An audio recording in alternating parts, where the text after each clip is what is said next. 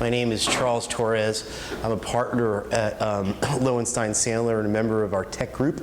My focus is working with emerging companies like yours and the ones that you're building, particularly those that are technology enabled. I've been practicing now for close to 20 years, and about 17 of those have been in this space exclusively.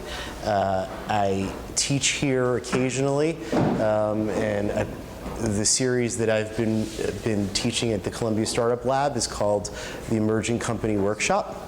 It's a series that I've put together to identify, the most common issues that founders face, from formation to early stage financing, right, to pitch decks and pitching VCs, to venture financing. That's what we're doing today, as well as employees and consultants and tax and valuation. Those are the 5 parts of the Emerging Company Workshop series.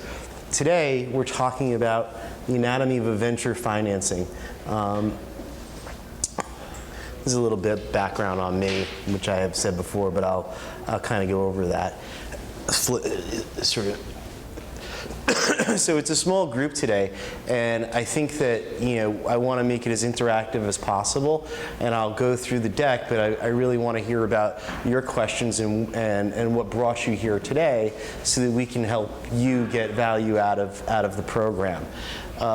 So, anatomy of a venture financing. What are we trying to answer? How do we get investors interested in your company, right? What's a convertible note? What's the discount rate, valuation cap, terms that you may have heard before? All right, what makes it different than an early stage equity offering, right? The difference between debt and equity, and how does equity work, and what would be preferable for you to do, right, at your stage? These are questions that we hope to answer today. The first thing about getting started, another part of the Emerging Company Workshop series is called the perfect pitch, and building your company to make it. But I like to start off this deck with some of the elements of that deck as well, right? And it's talking about how to present your company and how to make that pitch, right? The first time that you get in front of an investor, what are you saying? What are you doing? How are you presenting your company? What does your deck look like? Right? And so what I did was just put down what I think are the key elements of putting together your pitch deck. And this is different than a business plan. All right? The business plan will be fulsome exposition of what you intend to do, how do you intend to accomplish that, and usually 1, 3, 5 year sort of models. Right? This is something much more simple. 10 to 12 slides. Right? Tell us, again, an introduction about the company. What are you doing? And here, I love it when you can tell me other companies that it relates to, right? So if Facebook and Google had a child, right? First of all, that'd be weird, but if they had a child, what would the company be, right? So take your company and put it in a position of comparison to other great companies, right? This always helps you. It helps you galvanize the vision with the investor, right? Then the investor understands immediately what you're doing and what you're up to. Because the worst thing that can happen is you roll on about all of the metrics that you're seeing and the great tech and the team, and the investor's still scratching his head or her head saying, I'm just not sure what they do. Right? And so, pithy statements about positioning your company are really helpful. All right, once you've done that, I think you want to pitch the problem and prove the solution. Right? Those are the 2 related concepts. And it works as follows. Right? Y'all are solving some problems in the marketplace. Whether it's a serious problem and it needs to be fixed, or that there's just a vacuum and you want to fill that. There's a problem in the marketplace that you're solving, right? If you can get the investor to agree with you, right? Get the investor to agree that there's a problem, well, then there's only a couple of other issues we got to talk about, right? The first is, we're the solution.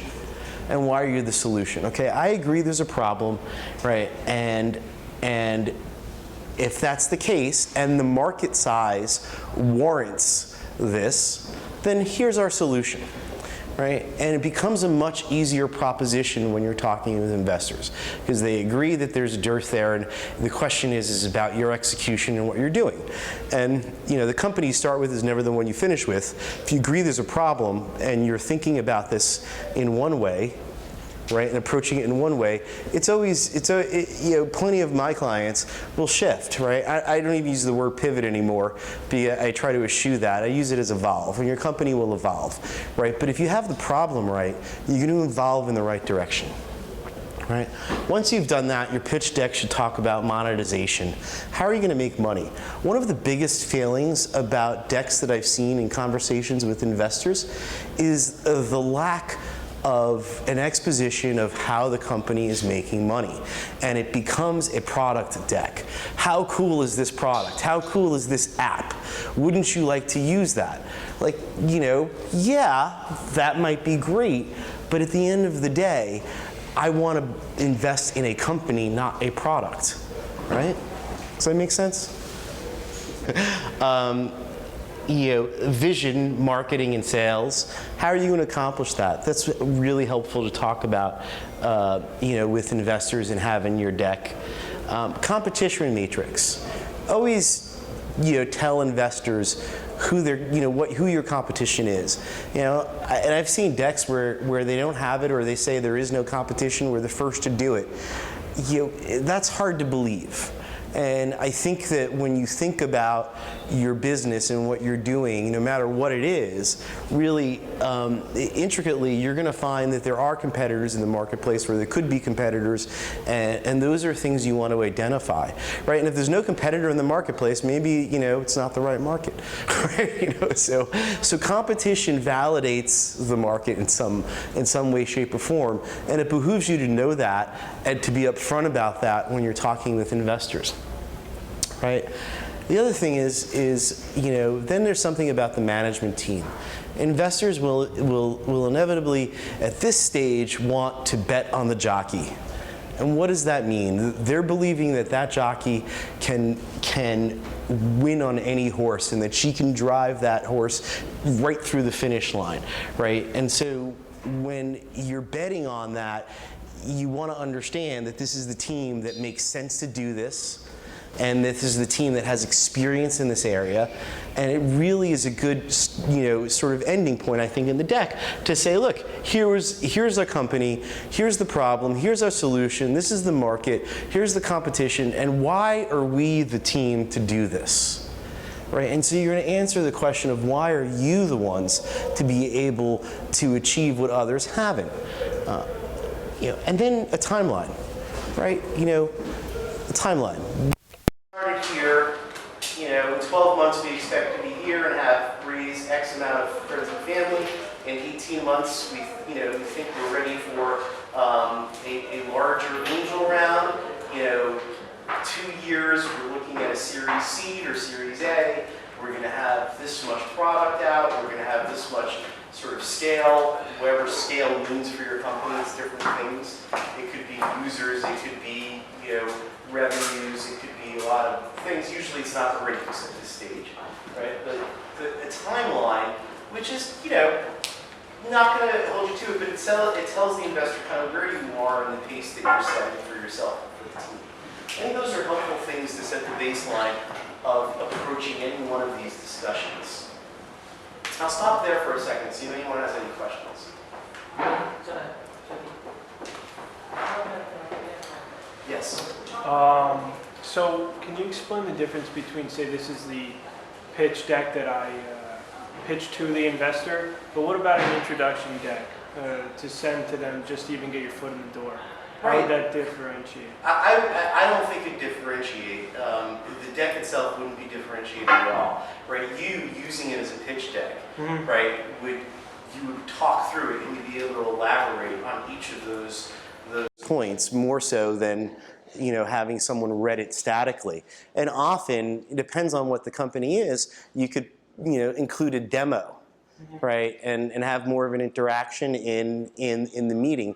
But the deck ought to be the same, right? Because the investor at this stage is looking to understand these critical elements. And then if they understand that, then you're going to have a lot of different conversations that'll be deeper conversations, right? You're never going to sort of close the deal on your first pitch, right? No one gets married on the first date, right? So you're not going to close the deal on the first pitch, right? But the point is did you come across clearly? Does the investor understand what you're up to?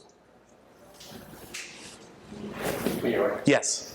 So is it still typical to submit business plans? My understanding, what I've actually, speaking to several businesses, is investors actually don't expect a business plan these days. Is that true, or what are your views on that? Right. So I think they expect you to have drafted one and have worked on it, because it's extremely helpful and cathartic in some ways. But I don't think they expect to see it, at least not at the very early stage, right? Some will ask for it, and like the later vintages of investors will ask you for it. A newer vintage of investor may not ask you for that, and instead rely on their assessment of the product, the team, the marketplace, and your ability to build that. So do it. I think it's extremely valuable, but then distill that into this, right? And there's another reason for that too. Some of this stuff gets passed around, right? And you don't want your business plan being passed around at all, but you don't mind, a really cool visual deck being passed around as much. Yes. Are the orders of these elements pretty? Like, is this how you recommend ordering those? Yeah, I didn't do it backwards, but Interesting though. This is like a preferred flow. I like this flow. Okay. I like this flow because it makes sense to me.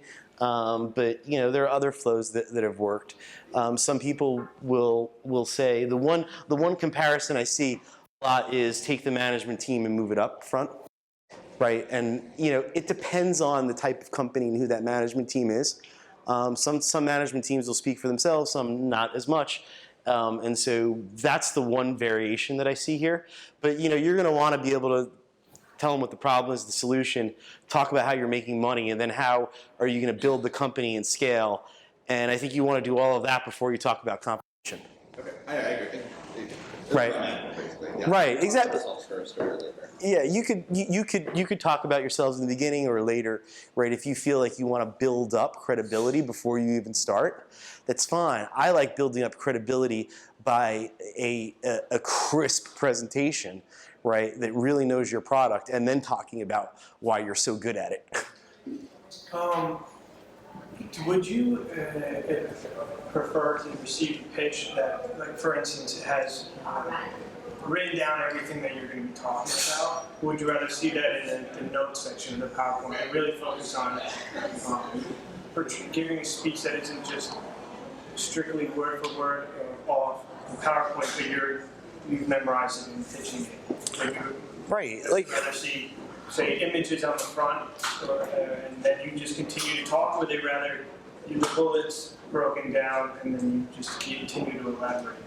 Yeah, look, I'm not sure I completely understand the question, but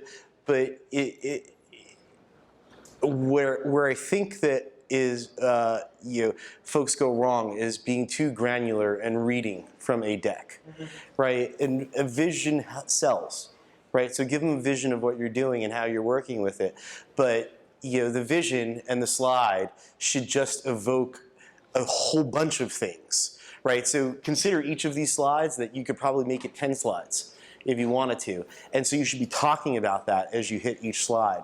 But the slide itself is just to tee up the conversation, right? And then you're going to go much, much deeper into that. Great. All right, so that's, A 30-point font would, I guess, be the ideal. What kind of font size are you? Oh, for the deck? Yeah, what is too much information?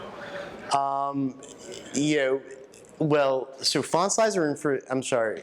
Font size, I hear a lot 30-point font is the ideal. Right, I haven't heard that, nor do I see that. And I see thousands of them, but everyone does it differently. Some are bigger, some are smaller, some are more visual than others, some embed a video inside of it. My thought on this is be bold. right? Right? Because if you're an investor, you're going to see hundreds of these perhaps a week, certainly a month. And so how do you stand out?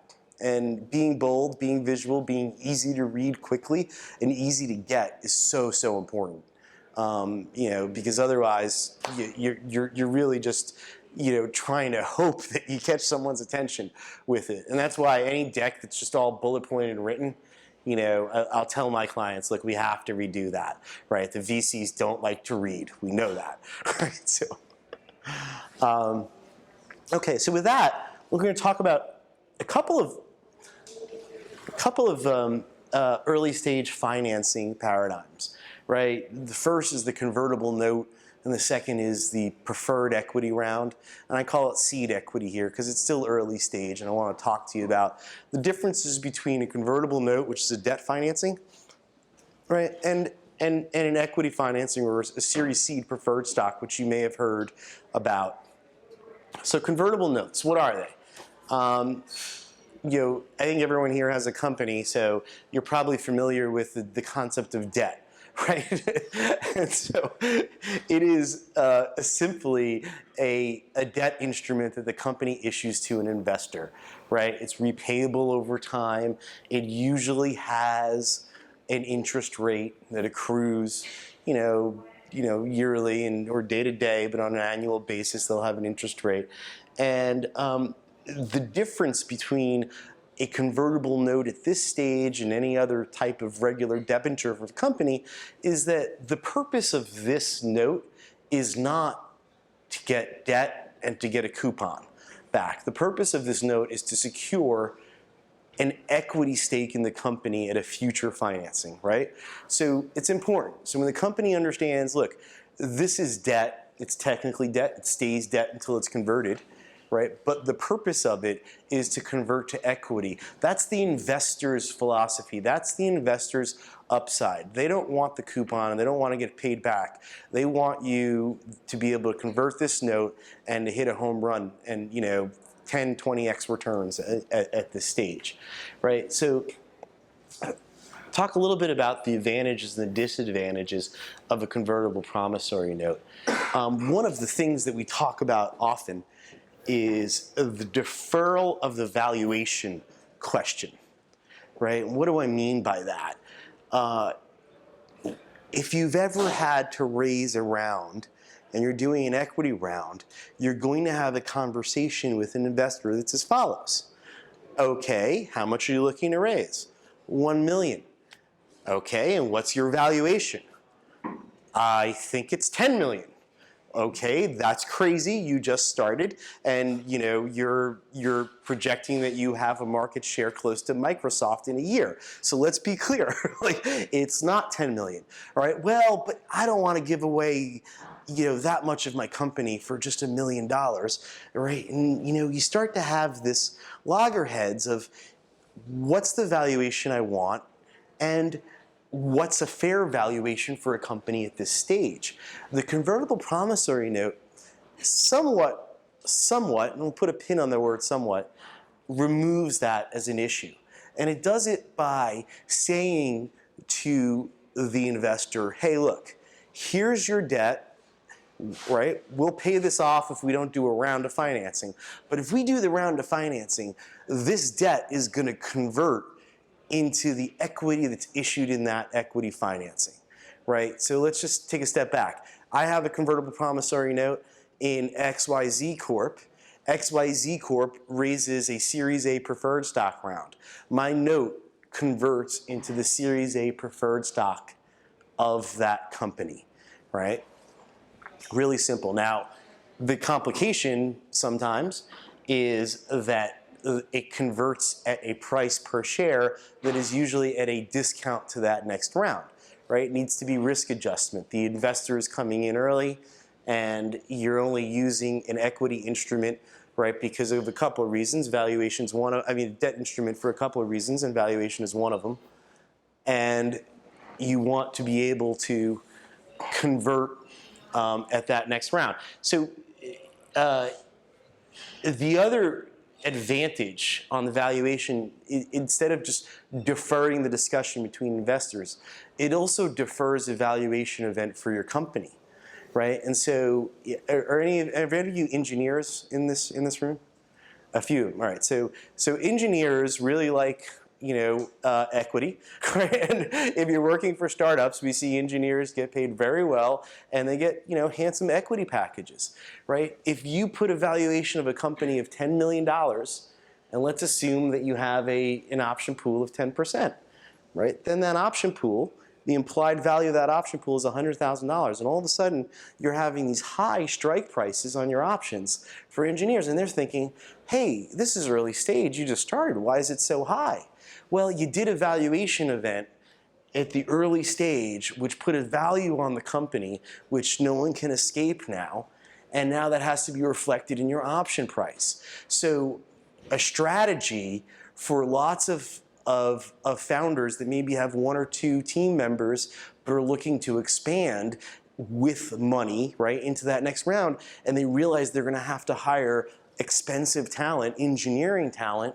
What they'll do is say, look, let's use a convertible promissory note. Let's defer the valuation event, and I'll be able to issue cheaper stock.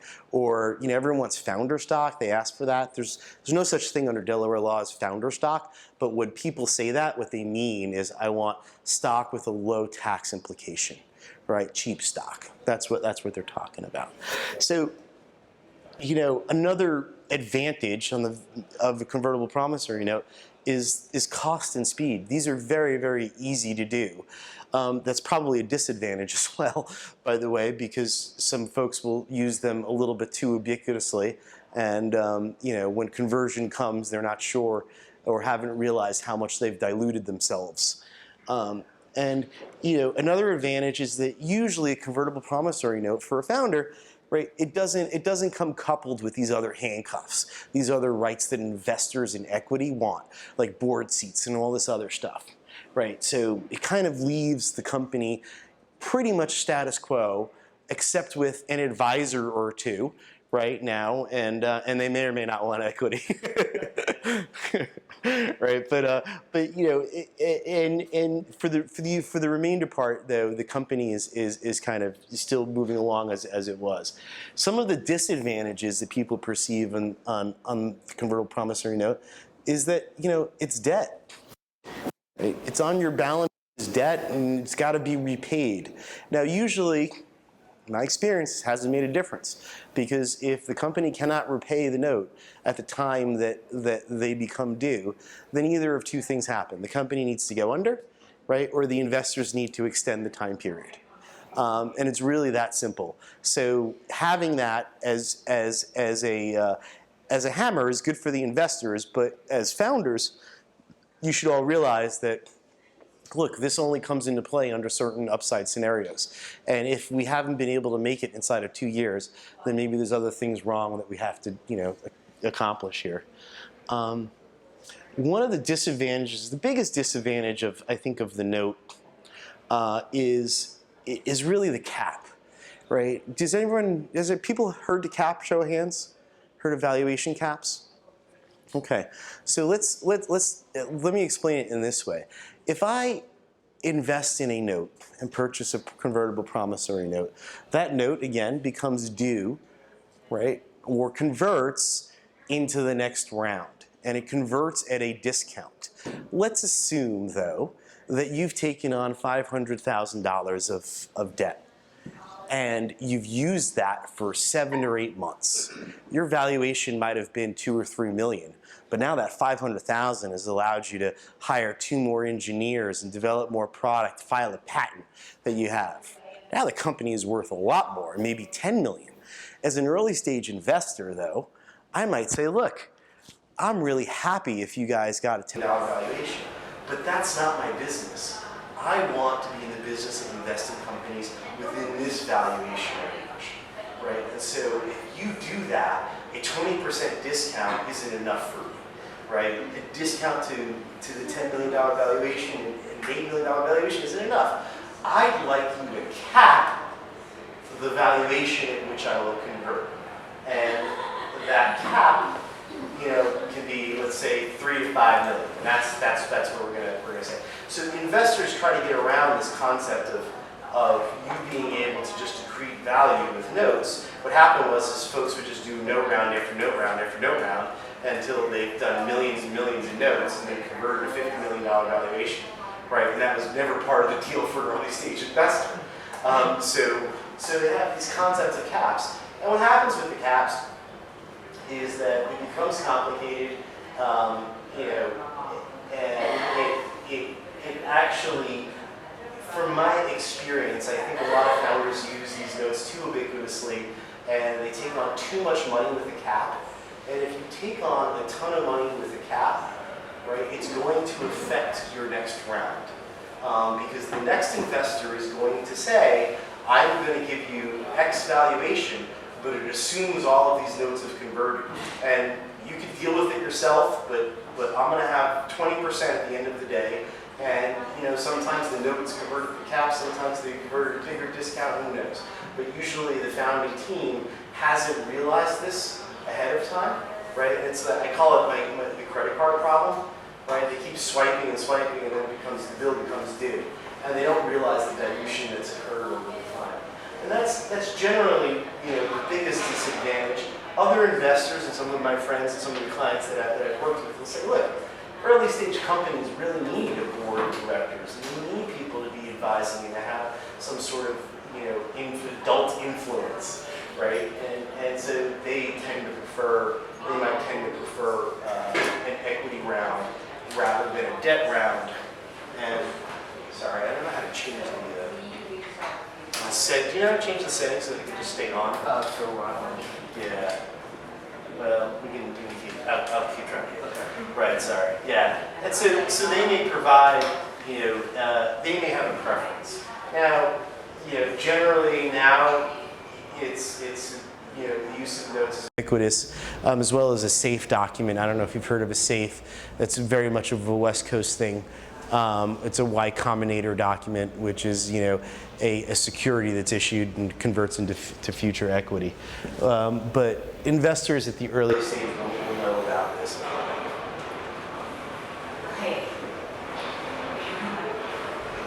Okay, and this is some of the stuff that we've talked about a little. Right, what are the terms of the note, right, as opposed to what it is, right? Well, first of all, there's usually kind of a limit on how much you're going to raise, right? It's not, hey, you're going to raise 10 million on this. Investors want to know, what do you need to raise for the next inflection point of the company, right? And what's that range? And let's see if you can get there, right? And so, where I start to think about using a note is never, if it's over 750 or a million, I think you should price your round if that's the amount that you're taking in. But if it's less than that, then the transaction costs and the effect of a cap on the next round isn't as severe. And so I think that it's fine to be able to use a note in that instance. The discount percentage is, it's fairly standard, right? I've seen it between 15 and 25%, but 20% is almost ubiquitous at this point. Everyone just puts that down. And be honest with you, in most of the notes that I've seen convert this year, the discount percentage was probably used in 1 or 2 instances as opposed to the cap. So the cap is usually, you get an either or, right? The better benefit to the investor of the cap or a discount percentage. And it's usually going to be a cap. Interest rate, this is interesting, right? It's debt, it needs to accrue some interest. The rates, when I first started doing this work, would be at about 12 to 15%. And that would accrue annually, right? But now the rates are really low, usually between 4 and 8, and 6 is by far the norm, because essentially, after a year, right? It's an additional discount. And so when you think about your interest rate, you got to think about it. Look, we've given you a 20% discount, but this is or the cap is this, but this is another discount because it's accruing, and then that interest converts into equity, right? Total rule of thumb on valuation cap, right? Early stage, out of the box, have some product, maybe you've launched, you're in the app store, right? I don't see anything really lower than 2 or 2.5, and for an early stage company, 5, if you're getting 5 and above, is probably going to scare away a little bit of investors, right? I've seen companies raise at 8 million caps, but that's more rare. This is definitely the median range, right? Right, and so we talked about how the note converts and gets repaid. Let's just dig into that a little bit deeper, right? The conversion triggers. There's usually a couple of different triggers, right? What happens when it converts? One is a qualified financing, right? And qualified financing is simply a financing that has certain bells and whistles, certain metrics associated with it, so that, remember we said before that we're deferring this valuation discussion to a later point in time because founder and investor can't agree? Let's push that off. Well now, hey, here's another investor, and these guys are bigger. They do this all the time. They have 100 investments in their portfolio, right? Whatever valuation they set, I think we probably agree, they're better at this than either you or I, right? Mr. Angel and Mr. Company. And so what happens is you start to draw metrics around the qualified financing, right? And some of it is really just an amount raised, but some of it's the quality of the investor. In other words, you'll do a round of 1 million or 2 million from an institutional investor, right? As opposed to any investor or an individual because you want a fund, right? And so companies will think about this and investors will think about those terms too. The second concept of the second conversion trigger is usually an extraordinary event like an M&A, right? And it can be optional. Usually you have this concept of repayment at a multiple of the principal plus accrued interest, right? Or it converts at a discount to the valuation in the M&A. That's, it rarely happens, but every once in a while a company does so well, or that it gets acquired before it actually does the financing round and it just has some notes outstanding. And so this just sort of details what that event is. Then the last one is optional conversion at maturity. It's usually optional in favor of the investor. The note has matured. The company owes that money, needs to pay it, right? But instead of that, the investor says, look, I didn't want this for the coupon. I'm not in it for that interest rate. I'm in it for the upside, and I still believe in you. I want equity. Let's convert into equity now. And it's at it's usually that's a common equity as opposed to preferred equity, and it's at some sort of preset valuation, usually the cap, right? That's where it is. Any questions on that so far? Charles, are you Yes. seeing any markers being built into the conversion documents? So that is to say, if a note investor is buying, let's say, $1 million into a company, and they want to evaluate progress over the next 18 to 24 months, are you seeing requests, built in on certain revenue targets, other milestones, what have you? Not in the note itself, and we wouldn't build it in. Part of my practice is about 65% company side, 35% fund side or investor side. So that just tells you the flavor of my where I'm thinking, and I wouldn't want those types of metrics for companies that I work with. I'd push against that for a lot of reasons. Right? It invites other, it's the when Harry met Sally theory, right? I'll have what she's having, right? So remember that, right? So it invites later round investors to say, oh, I want that too. I'm going to put more metrics on you. And all of a sudden, you've really belabored the company with a lot of metrics when the founding team needs a lot more flexibility to be able to evolve and really pursue the product. So, I don't that, but where I do see that type of structure is sometimes in a seed equity round or a venture round, a later stage, where we're going to commit to 5 million. The first 2.5 is at this valuation. The second 2.5 will be in 6 months if you, at this valuation, if you hit these 5 or 6 milestones. And that's generally called the milestone trigger in a later stage company. And that could be what you're thinking about, but I wouldn't, involve the notes with that type of complexity. Again, it's very simple and easy to do. This might be a question for later, but we're raising a convertible note round along with a lot of the metrics you mentioned on the last page. They fit within what we're doing, and we're raising less than 750,000. But a few investors have said, "Can we do equity?" Why do you think some investors prefer equity versus convertible note? And can you raise concurrent equity and convertible note rounds? All right, so you should never be raising any more than one round at a time anyway, from securities law perspective, right? So one round at a time, whether it's note equity, doesn't make a difference. If you raise both at the same round? Right? No, do not. No, one or the other, right? And the reason why investors might want equity is because of what happens on the valuation, right? We're punting. We're kicking the can down the road for valuation, so someone else is deciding the valuation. A lot of investors, some of my friends, will say, I'm good at this too. I know what valuation this company should be set at, so I want to set my own valuation. I don't want someone else setting it for me. And that's really the main reason why they will do. So they're obviously trying to set a valuation less than a cap, because obviously it doesn't make sense. Well, yeah, look, the cap ought to be runway, right? And if you can't get there, they're probably trying to set a valuation less than a cap, but they could be at the cap too, and they might want to do it at the cap, at whatever the proposed cap is, but you might not want to do it because you're only taking on 250,000, right? And so let's say you're taking on a small amount of money, the transaction costs for a note round as opposed to an equity round are they're a fraction of the costs. Oh, really? Right, so it's so much easier and less costly. As you start to draft this full suite of data, we're going to get into like what an equity round starts to look like. You're going to see that's a ton more work, and you're going to pay us more, the lawyer. And I don't mind it, but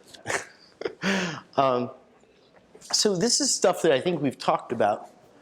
Well, we haven't talked about that, but right, these are things that we've talked about on caps and discounts. And I don't want to belabor it more, but the warning on caps is, or my advice on caps, I should say, is be careful with them. The less money you take at the higher cap, the better. And that's obvious. But if you're going to have a low cap, then don't take on a lot of money, right? Because it will affect your next round. One investor doesn't want you to, one investor will be paying, let's say, a $3 million valuation, the other one's paying a 15, right? And there's sometimes a little bit of a loggerhead on that. I have a quick question. Yeah. What if you have multiple investors going in on like seed round, for instance? Do they all get their own convertible note with all different? Well, a seed round often connotes an equity round at this point. Let's assume you're saying. All right, so say they're pre-seed, like initial funding to build out the product, say 1 to 2 person team. Say you can get 3 angel investors on board, all wanting the convertible note, if that even was the case. Are the terms of each note different, or do they all have to be the exact same? What if one investor likes it this way and one doesn't? Right. Well, they all have to come in line. Right. The company has one form of financing, one document, one set of documents, and the way that I like to do it is to have one note purchase agreement for the round, right, which contains all of the terms, and that purchase agreement can be amended by the holders or set the threshold we want, a majority of the principal that's issued in the round, right, and then investors gets a singular note that's about 2 pages long. Why do we do it that way? If you issued 4 or 5 different people different documents, right, and some of them has a problem and you have to amend it or you have to do this, right, the transaction costs and like herding the cats becomes way problematic, as opposed to saying, look, you're part of a round and the round will vote based on the majority of the principal. And if we need to do things to the document, what we need to do is a lot of founders will say, hey, we raised 250. And that was 3 months ago, but now someone else wants to put another 100, right? Can we open up the round? And maybe the document says that you can't do that any longer because there was a time limit or a monetary limit to how much you could raise. But then you go to your investors and say, hey, we got another 100. That's great. Let's open up the round. Here's a consent to amend this document. And that's all they sign. So it's much more efficient for a company to have one set of documents, right? And then from a securities law perspective, you don't want to be issuing the same type of security at potentially different prices. And you don't want to invite a ton of negotiation for that at all. Make sense? Yep. So I don't know if you could see this, but this is kind of a form of an early stage term sheet. And it's meant to look and feel really, really simple, right? How much you're raising, or what's the security you're issuing, convertible promissory note? How much are you raising, right? Usually the company will issue no more than X amount. Call it, 500,000 in aggregate principal of the notes, right? Who are the types of investors, right?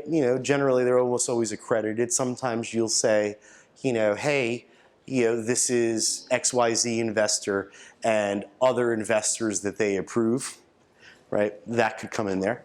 Set the closing date. Need a closing date, right? You got herd cats, right? You want everyone to drive toward a single date of closing with alacrity. Now, does it slip?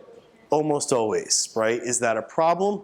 No, but you want to knowing that it's going to slip, and you keep pushing people, right? It's because what happens is if an investor knows that they can invest now or in December, they will invest in December. They will always. And look, things happen, right? Things happen, and markets can crash, and you may not have that. So you want the money now, and you want to be able to herd those cats. Discusses maturity, right? When does it mature on the outside date? And when does, or when does it convert? So you suggest a rolling closing, like each time you get a commitment from investors, just try to close that investor and get the cash? No, I don't. What I suggest is that you set an initial closing date, right? So there's two scenarios, right? One is we know all of the investors in the round, and that's simple. One closing date, that's done, right? The other is, look, we're raising 750. I got 500 committed. Usually we'll say, hey, you got another 3 months, 6 months, whatever it is, not too long period of time. Usually 6 is the most that I'll ever recommend for security law reasons as well. But what you'll say is that we have that extra time to fill up the rest of the round. And then you have one document, one note purchase agreement, that's the same one throughout, and then you just issue another note pursuant to that same document. Okay? Makes sense. And the other features, conversion we talked about, right? And that's a financing conversion, right? And you can't see it, but this says, and the next equity financing, and that's the equity conversion that we had talked about before, right? And here's a corporate transaction like an M&A event that'll convert there too. One of the features, the greater of, X times the outstanding principal or the amount that it would convert into. The other thing I'll point out is that the notes are never prepayable, right? You can't pay them off beforehand, and because if you're an investor, I invest $100,000 in your company, and now all of a sudden you're killing it, and you just give me my $100,000 back. That's not what I did it for. So the notes are you should realize they're always not prepayable. Right, and then one thing that investors at this stage will like to ask, and when I represent angels, I will always ask for it. It's the right to invest more money in the company. I call it my double down theory, right?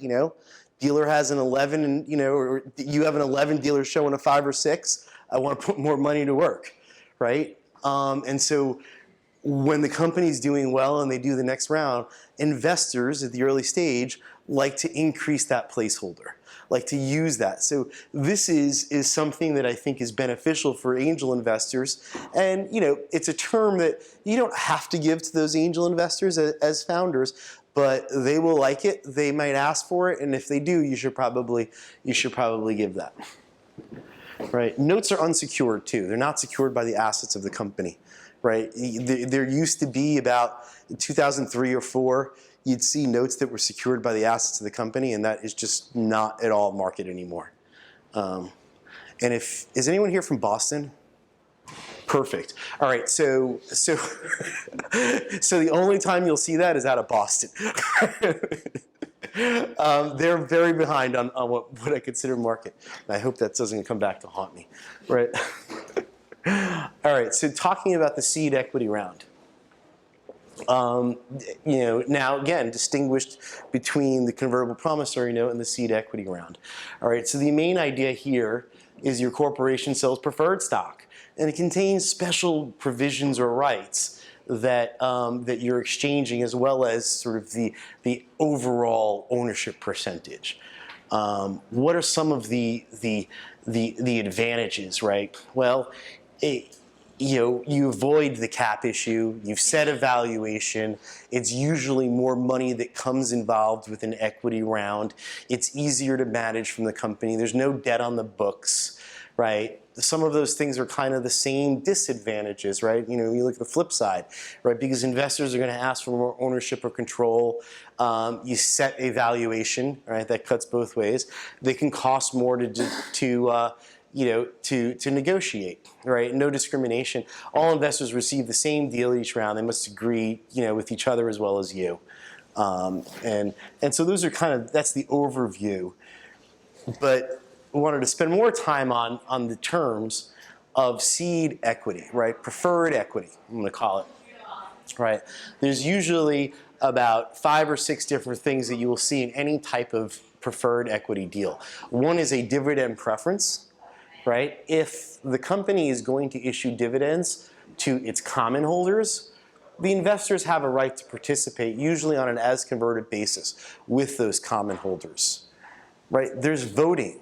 Hey, not only do we get to vote our shares as though they were converted along you, but we also have these protections, and we also have these rights to elect a board director. So these are these superior voting rights that common holders wouldn't necessarily have, right? Conversion and anti-dilution, right?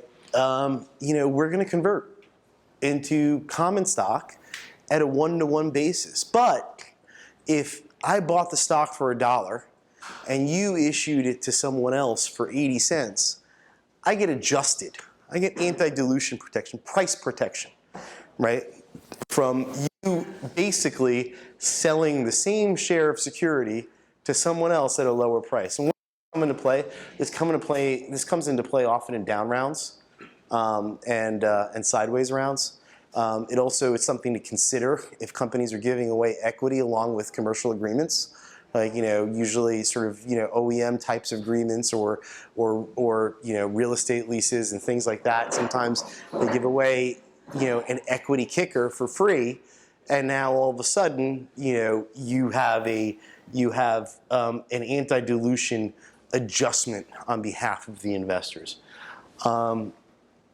The board and designation rights. It's kind of a subset of the voting rights, right? Often in a seed equity round, they want a board member.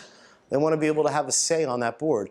Now, seed equity could be one of 3, so it's not that you could be outvoted, but they're going to have 5, 6, 7 meetings a year, and sort of be active about advising that company. And that usually comes with the seed equity round, right? And the protective provisions, all right? So these are the other superior voting rights that I had talked about, right? That's veto or approval rights. I call them the thou shall nots. Company won't take any of these actions without X approval, right? It's usually a majority of the holders of the preferred stock at the time.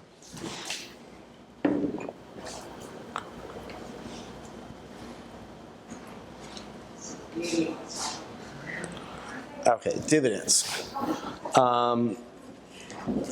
we won't spend too much time because in the 17 years I've been doing this, I haven't seen a company declare dividends on its common stock yet.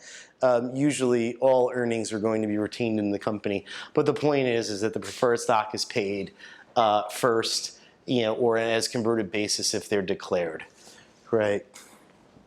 The voting, typically the preferred stock votes together with the common stock, right, on an as converted basis. One share, one vote. I don't know where the F came from, but there's separate voting classes in ownership and split control. So different voting classes will have different voting rights, right? Series A might be a little bit different than the B, than the C, right? The goal is, by the way, as you do that, is to mesh them all as preferred and not have these little, from a founder's perspective, you would rather have all of the classes early and later vote together all the time, as opposed to have pockets of approval that you need to get. Right, and then the provisions, the protective provisions, which I'll get to in a little bit. One of the main features is the lick preference of a preferred stock, right? And this is the right to recover your investment on a liquidation event before the holders of junior preferred stock or common stock, right? It could be participating or non-participating. Market is absolutely participating. Non-participating, I'm sorry, participating only in Boston, right? So, and here's what that means. Let's just,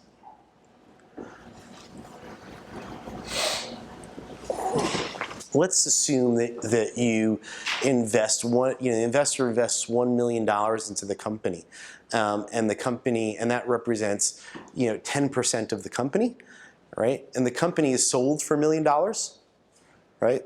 Simple math. The investor is going to say, I want my money back, right? And I get it all. I get the $1 million. Let's assume, however, it's sold for $10 million. Again, it represents 10% of the company, right? Maybe that's not an issue. Let's assume it's done for $2 million. Then I'm going to say, $20 million, right? If the company's sold for $20 million, then I'm going to say, look, I want to convert into the equity and not get my money back. So I get the either or. I get the better of those two things, but the downside protection is important, right? Because on the lower exits, then at least I know if there's some money to go around, I'm the first that comes out. But on the upside, we're happy to share with everyone else on a pro rata basis and what our ownership is. Conversion and anti-dilution. I'm going to skip over this because I think we talked about it a little bit before, right? And we said before that typically at the seed stage you're going to have a director, right? One other thing that investors may ask for is an observer right? And that's a right to have someone else in my shop. I'm venture fund XYZ, and I'm going to have myself on the board, but I want to bring my colleague along with me. He or she's going to take notes, and they're going to participate in the meetings. They'll be entitled to any of the information that you give out the other board members, but they don't get to vote, right? And that's usually okay, and sometimes if there's confidential information that's being discussed, they need to be excluded from the board meeting. And council should be really aware of that, by the way, as you're going. So what I wanted to get to was some of the protective provisions, the thou shall nots, right? And kind of, this is where folks say, hey, should I take on venture money, right? There's a lot of handcuffs that come with it, and there's bells and whistles that come with that, and that's a problem. And these are some of the things that you will see, right? Hey, company, you won't sell without the majority of the investors approving it, right? And sometimes you could say, well, okay, unless you're getting 3x your money back or 5x, in which case you should be happy and you shouldn't tell me what I can or cannot do, right? And that's something you can negotiate. But it's often a handcuff, right? Now, look, we got to drive this to the end. They can approve a sale or not, and they can prove it at whatever price they have, and they also have a liquidation preference. So we're going long on this, right? Another thing is amendments to the bylaws or charter. Right, they will want to block any of those amendments, right? And depending on how it's drafted, that could block increases or decreases the number of shares. Sometimes that's a specific right itself. It could block issuances of other senior securities, right? And that's often a specific right itself, right? And what that means is that they could block the company taking on more money, right? And does everyone know what the three jobs of a founder are? The first job is to not let the company run out of money. And the second job is to not let the company run out of money. And the third job is to not let the company. So, this becomes a little bit problematic if, they're battling with you based on what they want their return to be and what you think you could sell the company for. The other thing they'll do is they'll protect their 1 in 3 or 2 of 5 or 3 of 5 of the board seats and say, look, you can't increase or decrease the size of the board without our approval. Some of the other less typical items that you'll see, right, and sometimes you see this at later stage, but any incurrence of indebtedness, often there's a threshold in there. Firing or hiring executive officers, often there's a threshold in there too. Can't compensate people above X amount. And change in the principal business of the company, that makes sense. We invested in you because you were selling widgets, but now that you're selling nuts, we can't do that. Related party transactions. Hey, I know, founder, that you guys want to do a deal with your other company, right? So that you have revenues on both sides. But we as investors don't like that. We want to have approval rights over that. So those are some of the things that you will see at an early stage. Now, my philosophy is at the very early seed stage, you should see fewer of those rights. As time goes on, you are going to see more typical, what we call National Venture Capital Association rights. If you are not familiar with the NVCA, you should definitely go on their website. It's nvca.org. Terrific website, tons of information, and they have model legal forms that have been composed by a committee of hundreds of VCs and lawyers that do this. And so each of the law firms that do a lot of this will have derivations and of this stuff, but a lot of it comes back to the principles set forth in these forms. So they're really helpful study tool for founders that are thinking about later stage equity rounds. Any questions so far on this? Okay. So again, apologies, you can't see everything here, but this is what an early stage term sheet may look like. And here are the components, right? What's the financing, right? We're going to sell up to, again, this is kind of limited. How many shares, right? Or how much money are we going to sell, right? What are the dividends, right? And usually just as converted. We're going to talk about that. We're going to talk about what the liquidation preference is, right? The way it's drafted, the holders of Series C preferred shall be entitled to amount that's equal to the greater of, right, 1x their original purchase price, plus declared unpaid dividends, and the amount that holder would have been entitled to had such holder converted into shares of common stock immediately prior to such liquidation or dissolution, right? So they don't even have to convert, right? The way that we draft the charters now, they're going to get the better of the proceeds, right? Whichever they're entitled to, their downside protection or their upside sharing pro rata, right? It's also going to spell out voting rights, the protective provisions, right? And at a very early stage, the only one that I really like to try to give, and investors will fight back, is that we're not going to adversely change your rights without the prior written consent of the holders of the preferred. We won't change your rights. Now, so they often ask for a lot more than that. That's definitely fair, and I think that's something that you shouldn't be able to do. Early stage company, often depending on the founder preference, you might want to try to say, hey, no board seats yet. We're not there yet. Or the amount that you've invested, Mr. Investor, isn't quite enough to warrant the board seat, right? So some investors may invest $250,000, say, I want a board seat. And you're like, well, look, here's what happens. I got, someone coming in at 250 who wants a board seat. Anyone else who comes in at that or above is going to want a board seat. And then what does that do in my next round and the next round? We can't be an early stage company with a 10-person board. It's just not workable, right? And so you want to reserve those seats for the high ticket players. Anti-dilution provisions, that's again usually just price protection.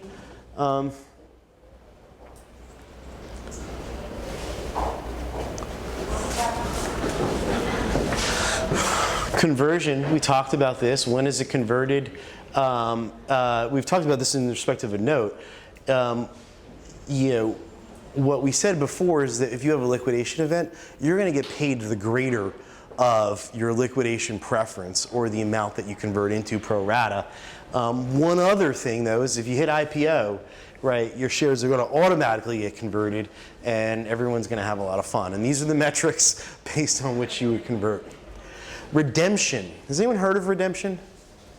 Very good. And I don't really want to tell you about it, but other than to say it is the right of an investor to basically put their shares to the company after a certain number of years, usually 5 years, and you put it to the company.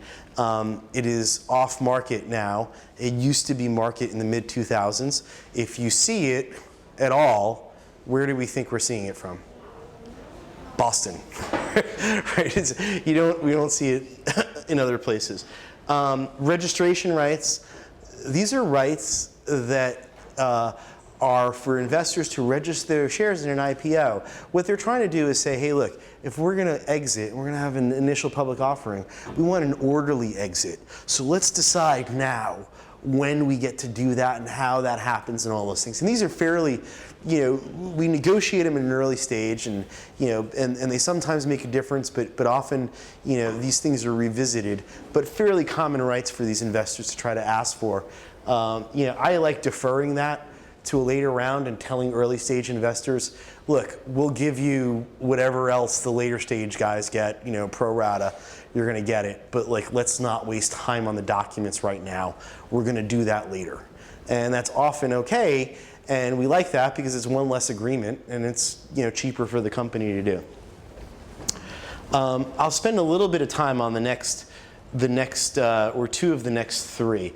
Let me cover this. The right to participate in the next round, right? Remember the double down theory. Investors want to be able to participate in when the company's doing well and buy extra shares, maintain their percentage. And so they will definitely ask for it in this round, and it is common, right? Sometimes in the note round, they will ask for it, and it's a chit that you can use. The right of first refusal and drag along. So right of first refusal.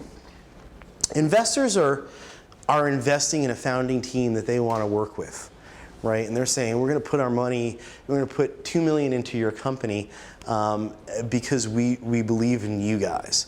But if you guys are going to sell your shares, either a couple of things.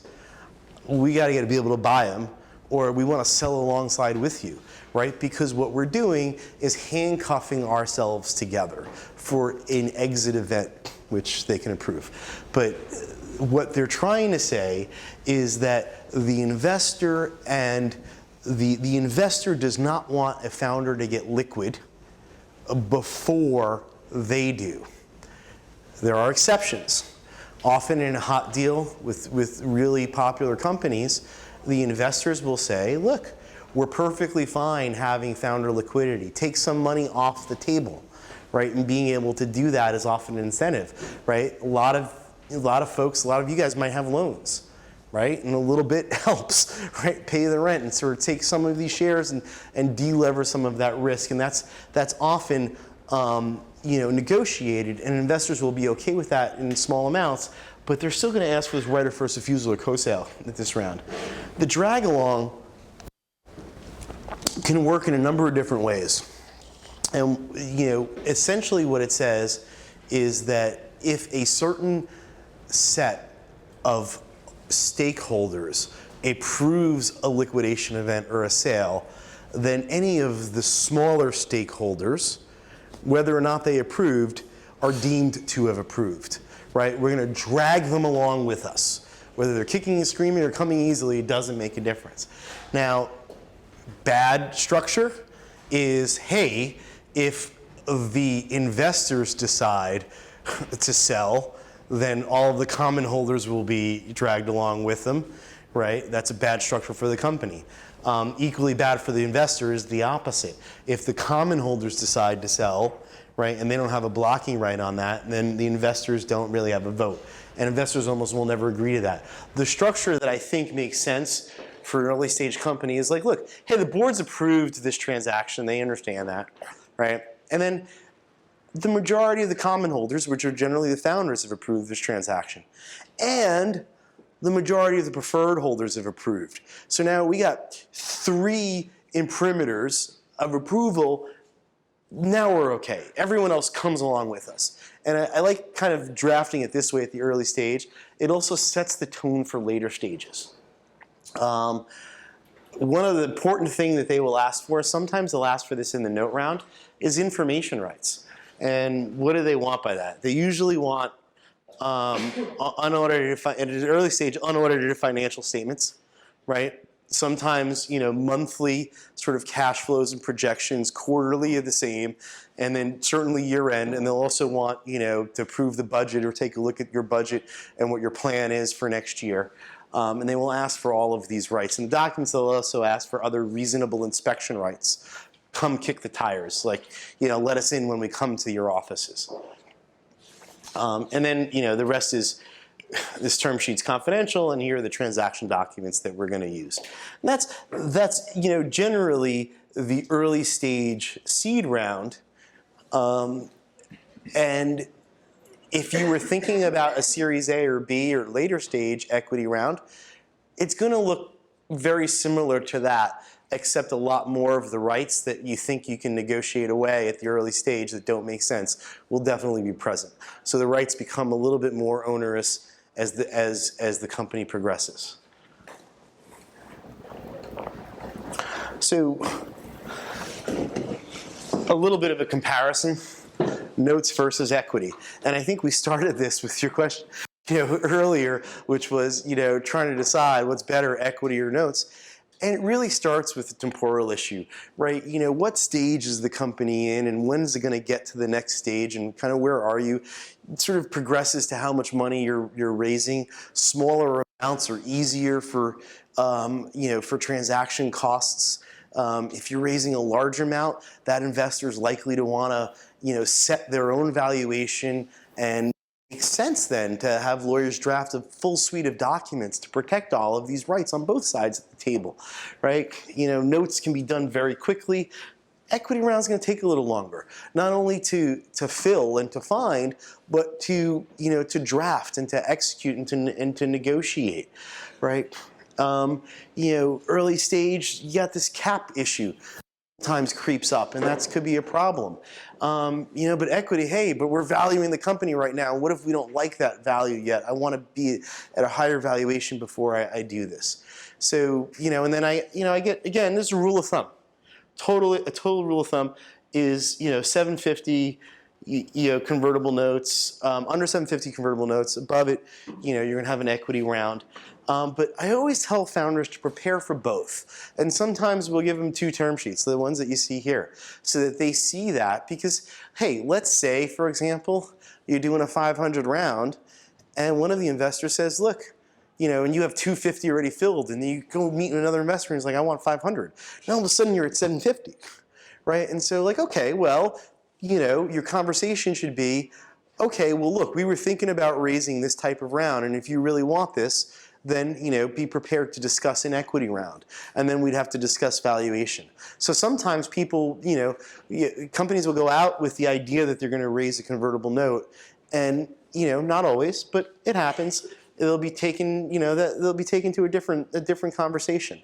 That conversation will be equity. So it really behooves you to just kind of familiarize yourself with the terms of that conversation. So when you're sitting in that room and you're talking to those investors, this isn't all new. Any questions?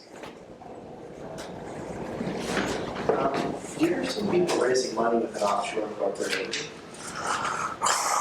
Say more about that. What do you mean with? Through an outshore?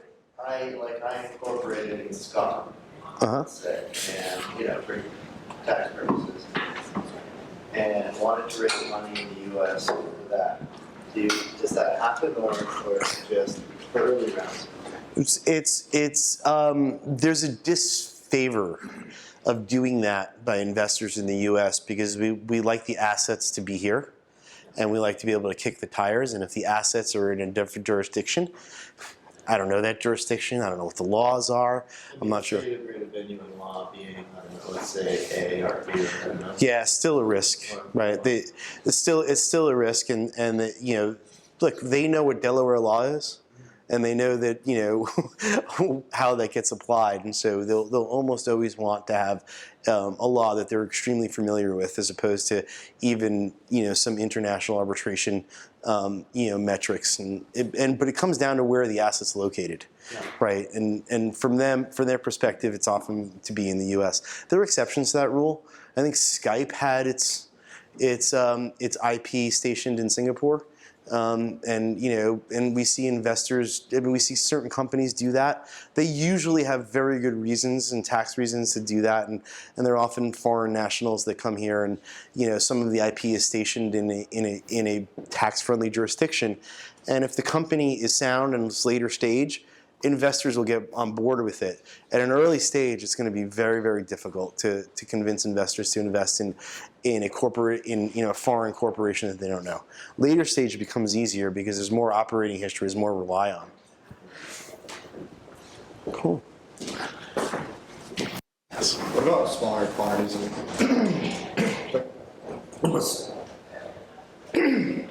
What about smaller quantities of funding? So let's say I want to, we don't need a lot to operate, let's say 50, 60,000.